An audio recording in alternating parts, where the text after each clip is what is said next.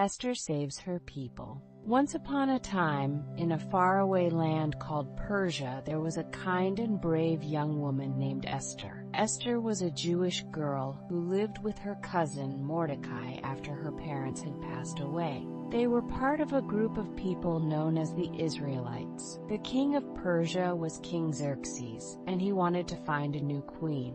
He held a great contest to choose the most beautiful girl in the kingdom.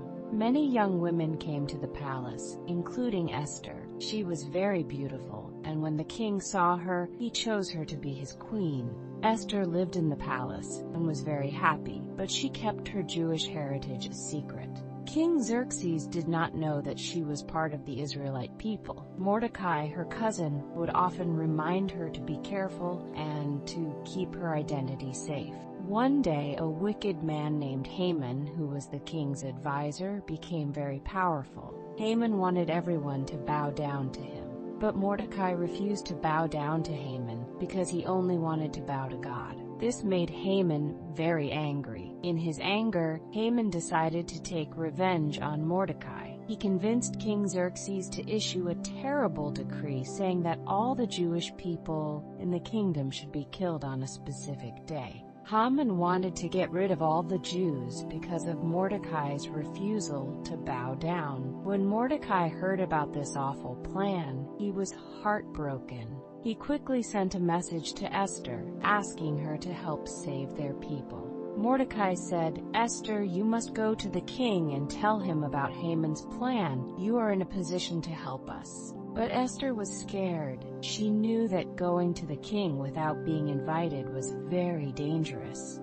If the king didn't want to see her, she could be punished. But Mordecai reminded her that if she didn't help, God would find another way to save the Jewish people. He said, "Maybe you were made queen for such a time as this." After thinking hard, Esther decided to be brave. She asked Mordecai and all the Jewish people to fast and pray for 3 days. This meant they would not eat or drink anything, asking God to help her find the courage she needed. On the 3rd day, Esther put on her finest clothes and went to the king's palace. When the king saw her, he was happy and held out his golden scepter, which meant she could approach him safely. Esther invited the king and Haman to a special banquet that she had prepared. At the banquet, the king asked Esther what she wanted. She said, "Please, my king, let me tell you about a terrible thing that is happening.